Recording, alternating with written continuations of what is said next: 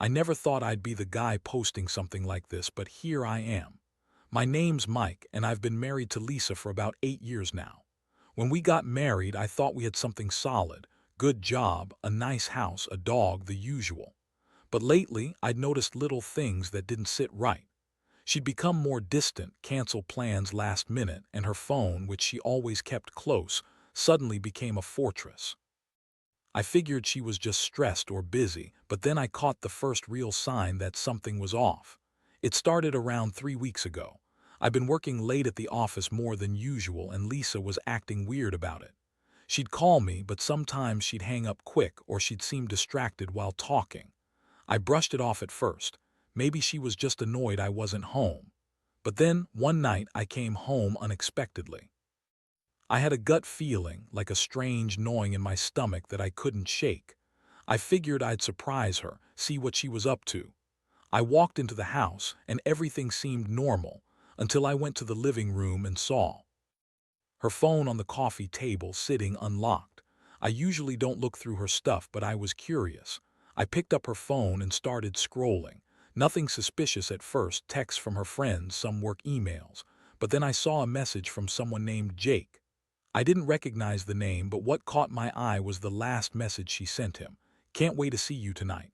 Last time was so good, I want to do it again." My stomach dropped. I stared at it, trying to process what I just read. The words hit me like a punch. I should have felt angry, but honestly, I was just stunned. I had suspected she might be cheating, but seeing it in black and white, that was a whole different level. I didn't want to jump to conclusions, so I kept reading. There were more messages, things like, "You're the best lover I've ever had, and I'll make sure to keep it our little secret." They had plans to meet up, and from the tone of her texts, this wasn't just some casual fling. It was something serious, or at least it seemed that way. I didn't know what to do. My heart was pounding, and I felt this weird mixture of betrayal, hurt, and anger swirling inside me. I remember standing there, clutching her phone, trying to make sense of it all. I knew I shouldn't jump to conclusions. Maybe it was just an innocent flirtation. Maybe there was some dumb misunderstanding. But the evidence was too clear. I looked at her in the other room, laughing on the phone with her friend, and I realized she'd been hiding something from me for a while. That moment, I knew my life was about to change forever. The next morning was the worst part. I couldn't sleep after what I found. My mind kept flashing back to those messages, the way her eyes lit up when she talked about Jake, the way her voice got softer when she mentioned his name. I kept asking myself how I missed all the signs, how I was so blind to the fact that my wife was sneaking around behind my back. I felt betrayed, humiliated, and honestly, like an idiot for not seeing it sooner. I decided I couldn't confront her right away, not until I had all my ducks in a row. Instead, I spent the day obsessively going over everything I knew. I checked her phone again, looked through her social media, tried to find any other signs. Nothing concrete. She was careful, too careful. But I knew she was hiding something, and I wasn't going to let her brush it off. That night, I waited until she was asleep. Then I quietly got out of bed and went through her things. Her purse, her phone, her laptop, anything that might give me more clues. I found her laptop in the study, and of course, she'd logged into her email. I hesitated before opening it, feeling like I was invading her privacy, but I also knew I had no choice. This was about my life, my marriage, and my sanity. What I found there was even worse. She'd been exchanging emails with Jake, long, intimate messages about their plans, about how much they wanted to see each other. There were pictures, too. Sexy selfies she'd taken just for him, pictures of her in lingerie, and some that were downright explicit. I felt sick looking at them. She'd gone all in, and I was just discovering how much she'd been lying to my face for months. I closed her laptop slowly, my hands trembling. I knew I couldn't keep this inside anymore. The next day, I decided I had to confront her. No more hiding, no more pretending. I needed the truth, and I needed to hear it from her own mouth. When I woke her up the next morning, I was calm but firm. My voice was steady as I told her I knew everything. She looked at me with that fake innocent expression, like she hadn't just been caught cheating on her husband with some guy she met through a podcast guest. Her lips curled into a smirk, and she started lying right away. "Oh, you're overreacting, Mike. It's just some stupid flirtation, nothing serious. You're making a big deal out of nothing," she said, brushing it off like I was the crazy one. But I could see the guilt in her eyes, the way she fidgeted when I mentioned Jake's name, the way her voice cracked when I told her I knew about the explicit messages. She kept pushing the lie, saying she and Jake were just friends, that I was paranoid, that I was imagining things. But I did believe her, and honestly, I didn't want to anymore. I'd already seen enough to know that I was married to someone who didn't respect or love me enough to be honest. The emotional storm hit hard.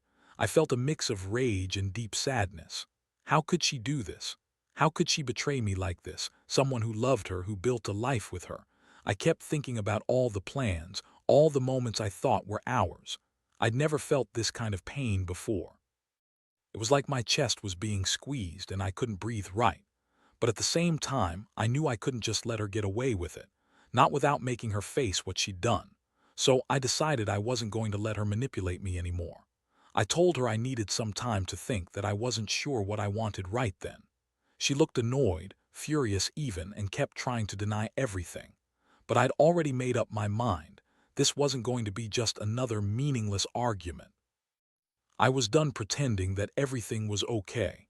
I knew I had to come up with a plan, something, to make her understand that she couldn't lie her way out of this.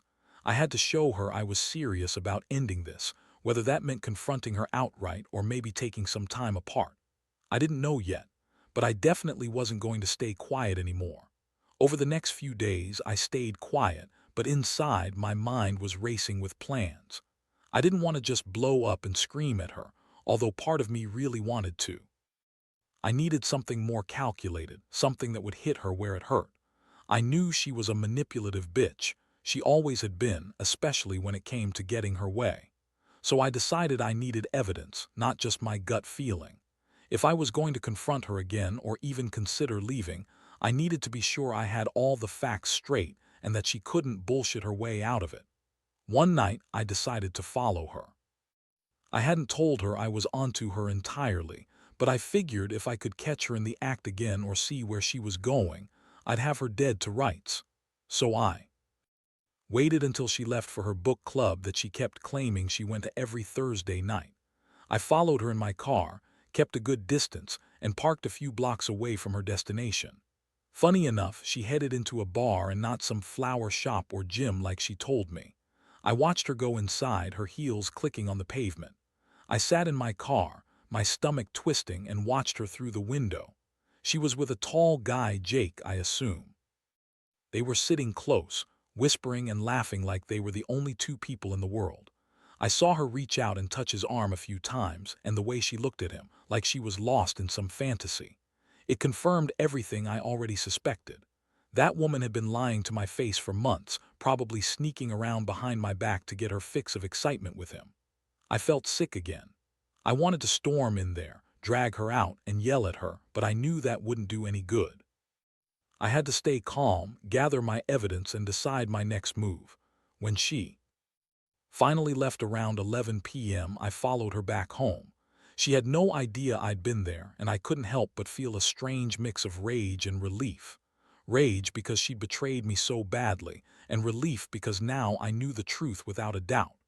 That night I stayed up, going through everything I'd found, her messages, the pictures, her night out. The weight of it all hit me again. I felt like I'd been punched in the gut. I kept asking myself how I missed all the signs, how I'd been so blind to the fact that my wife was cheating on me with some guy who was supposedly a relationship expert. The irony wasn't lost on me that she'd always been the one giving advice about trust, fidelity, and honesty. Meanwhile, she was out screwing around with a guy who made a living telling others how to have better relationships. By the next morning, I knew I couldn't stay silent anymore. I had enough evidence to destroy her in a fight, but I also knew I wasn't just going to slip into some kind of revenge spree. I needed to be strategic. I called a lawyer and set up an appointment. I told her I needed some time to think, but really I was planning my next move, whether it was to leave, confront her again, or something else. I wanted her to know I wasn't going to be taken for a fool anymore. Honestly, I felt numb most of the day. Part of me was furious, part of me just wanted to crawl into a hole and forget everything. But I also realized that I'd been giving her too much power, letting her manipulate me, ignoring the signs. I started to see that this wasn't just about her cheating. It was about me finally waking up and taking control. I didn't want to be the guy who got played and took it lying down. I was going to handle this on my own terms. I still wasn't sure how everything was going to end, but at least now I had a plan. The day I finally confronted her, I knew I had to be careful. Lisa, of course, was still acting like she was the victim. Bitchy, dismissive, trying to gaslight me with her usual "you're overreacting. It's just a misunderstanding," and "you're crazy," for thinking I'd do something like that. She had this way of twisting everything around, making it seem like I was the one losing my mind. I'd heard it all before, but this time I had the evidence, and I was ready to lay it all out. I waited until she was home from her book club, which, in reality, was just her meeting Jake at that bar again. I kept my cool until she walked through the door, then I decided to strike. I pulled her aside and confronted her directly, showed her the messages, the pictures, the times, the texts. Her face first went white, then she started her typical excuses. "You're paranoid. You're imagining things. It's just sex, Mike. It doesn't mean anything." She looked at me with this defiant smirk, like she thought she could manipulate her way out of it. I felt my blood boiling. I told her I knew about everything, how she'd been sneaking around, lying to my face for months. I told her I followed her, seen her with Jake in that bar, and that I had proof. That's when she finally lost her cool. The bitch started yelling, calling me insecure, saying I was overreacting and that I was ruining her life because I didn't trust her. She had the audacity to accuse me of being insecure, like I was the one at fault for being hurt. I didn't yell back. I just looked at her and said, "You've been lying, cheating, and screwing around, Lisa. And I'm not going to sit here and pretend I don't know. You want to lie and deny, but I have the proof. I'm done playing the fool." Her eyes flickered with anger, but I could see the cracks starting to show. She tried to keep up her lies, but I wasn't having it. I told her I wanted her to leave, pack her bags, her clothes, whatever she needed, and that I was done pretending everything was okay. She stormed out, slamming the door behind her, and I felt a strange mixture of relief and emptiness. I'd finally faced her and I'd laid everything out. But it also felt like I'd lost something that I'd never get back: my trust, my marriage, the life I thought I had. As she drove away, I stood there in the silence, staring at the empty doorway, wondering how I'd let myself get to this point, how I'd blindly believed she was faithful, how I'd ignored all the signs. That night was the hardest of all. I sat alone, staring at the wall, trying to process what just happened. I felt angry, betrayed, and deeply hurt. I kept asking myself how I could have been so stupid, so blind. I'd given her everything: my time, my love, my trust, and she'd thrown it all away for some meaningless sex with her relationship expert lover. It was humiliating. I kept thinking about all the moments I'd shared with her, all the plans we made, and how easily she tossed them aside like they meant nothing. But somewhere deep down, I knew I had to move on. I was done feeling sorry for myself. I realized I needed to focus on myself now, figure out what I really wanted from life, what I deserved. The betrayal cut deep, but it also opened my eyes to how much I'd been sacrificing to keep something that was never really there. The worst part: the fact that she lied to me so convincingly made me feel like I was losing my mind. But now I saw her for what she was: a manipulative, selfish woman who wasn't worth my tears. If I was going to rebuild my life, I had to accept what happened, learn from it, and move forward. That's what I was going to do. The days that followed were a blur of legal consultations, packing, and trying to pick up the pieces of what was supposed to be my life. I couldn't escape the constant replay of everything I discovered, every lie, every betrayal. Still, I knew I had to get out of the emotional vortex, so I threw myself into planning my next steps. I contacted a lawyer, started gathering all the evidence I had, screenshots, messages, the photos, and prepared for the inevitable legal mess ahead. I wasn't just worried about the marriage ending. I was worried about how much Lisa's lies had affected me, how much she'd hurt me with her selfishness. Meanwhile, Lisa was acting like she didn't care. She kept calling, trying to talk, saying she wanted to fix everything, that she was sorry, but I wasn't buying it anymore. The woman who had once been my wife turned into a master manipulator. She'd stripped down her facade just enough to make me doubt my own judgment, to convince me she was still the same person I fell in love with. But I knew better. The woman I once trusted was gone, replaced by someone who was willing to cheat, lie, and manipulate her way out of her mistakes. One day she showed up at my door, tears streaming down her face, begging me to give her another chance. Said she was sorry she got caught, that she didn't mean to hurt me, that it was just a moment of weakness. I looked at her, feeling nothing but cold anger. I told her she was too late, that I had made up my mind. I told her I didn't want her apologies or her crocodile tears. I wanted her out of my life for good. That I was sick of her lies, her bullshit, her manipulations. I told her I'd seen enough, and I was done pretending everything was okay. Her reaction was classic Lisa. She called me names, accused me of being paranoid, said I was just jealous, that I was making a mountain out of a molehill. But I'd had enough. I wasn't going to let her gaslight me anymore. I told her I was filing for divorce, and I'd make damn sure she paid for what she did. I could see her eyes flickering with anger and frustration, but she didn't argue. She knew I wasn't bluffing. Her gaslighting tactics had worked on me for years, but not anymore. I'd finally taken control, and I was done being the victim. That night, I felt a strange mixture of relief and emptiness. Part of me wanted to drown in anger and regret, but another part knew this was the beginning of the real healing. It hurt to realize I'd been played so thoroughly, but I also understood that holding onto that pain wouldn't do me any good. I had to let go, move on, and rebuild my life without her. She was a chapter I was closing, whether I liked it or not. Looking back now, I see how much I've learned from all this. Trust is fragile, and when it's broken, it's almost impossible to get back. But I also learned that I am stronger than I thought, that I don't need someone who lies and cheats to be happy, and that sometimes the most painful experiences teach us the most about who we really are. I don't regret the time I spent with Lisa, but I do regret not seeing the signs sooner. If I could give any advice to others out there, don't ignore the little things. Trust your gut, and don't let anyone manipulate you into thinking you're crazy for feeling hurt.